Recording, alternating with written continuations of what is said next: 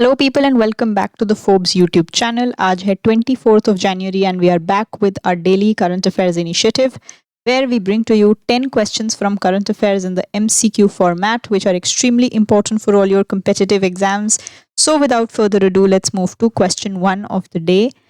Recently Israel agreed to join which international body proposed by Donald Trump?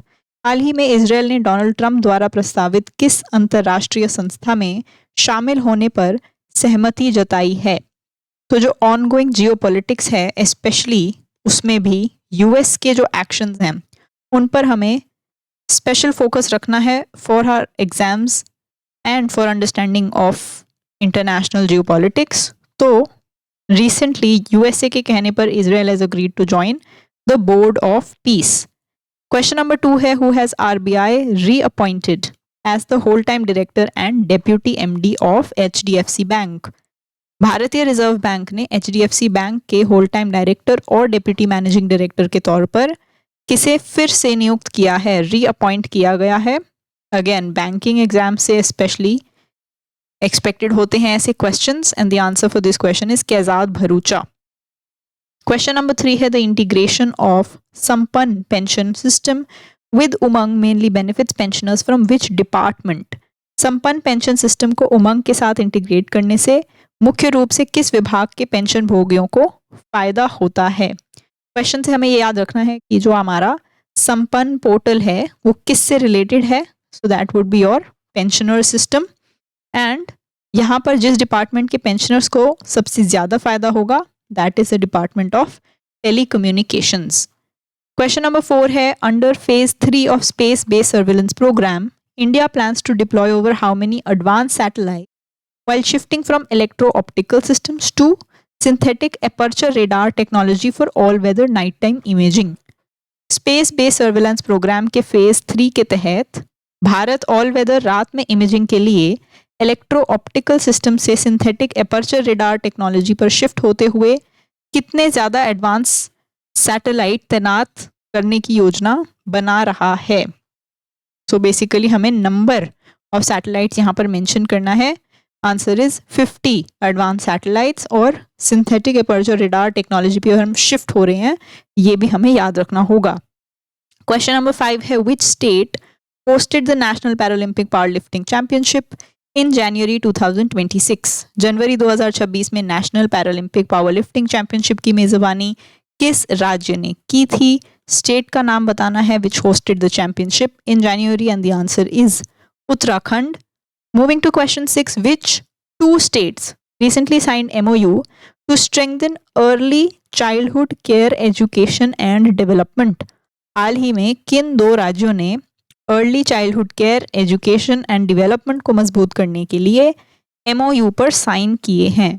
So MOU sign करने से ये जो sectors of childhood care and development है उसमें वो कोलैबोरेटेड एफर्ट्स दिखाएंगी ये दो स्टेट्स, एंड वो दो स्टेट्स इन क्वेश्चन कौन सी हैं? The answer is Odisha and Meghalaya. अगर आप थोड़ा सा आंसर ऑप्शंस की बनावट को देखेंगे तो सिर्फ ऐसा एक ही ऑप्शन है जिसमें ओडिशा नहीं है, विच इज़ अ हिंट कि ओडिशा कंफ्यूज करने के लिए 3 ऑप्शंस में अगर दिया है तो ये ऑप्शन तो नहीं ही होगा, जिसमें ओडिशा एक ऑप्शन होगा वो ही आंसर होगा। This is how you can also eliminate few of the incorrect options. Moving on to question 7, which scheme has recently been launched by the Assam government to provide financial support to research scholars? Assam सरकार ने research scholars को financial मदद के लिए हाल ही में कौन सी योजना शुरू की है? हमें योजना का नाम बताना है in Assam. So the answer for this question is Atal Vichal Agragami Assam program. Moving on to question 8, recently Saina Nehwal, who retired from competitive badminton due to chronic knee problems, won a bronze medal at which Olympic Games?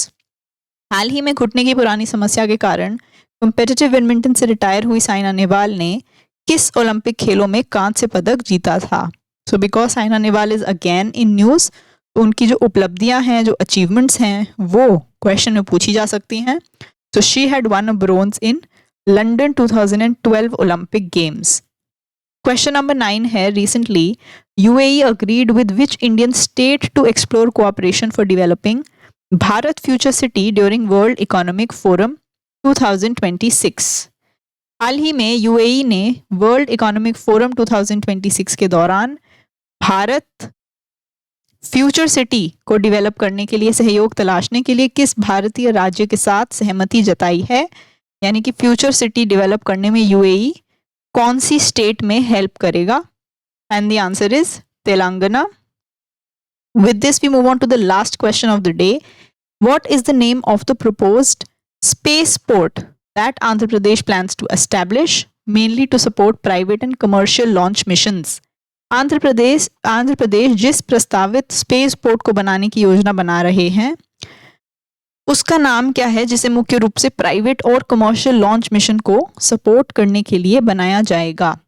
तो एक space port आ रहा है आंध्र प्रदेश में, उसका main use होगा कि private और commercial launch missions जो हों स्पेस में वहां उसका यूज किया जाए। उसका प्रपोज्ड नेम क्या है?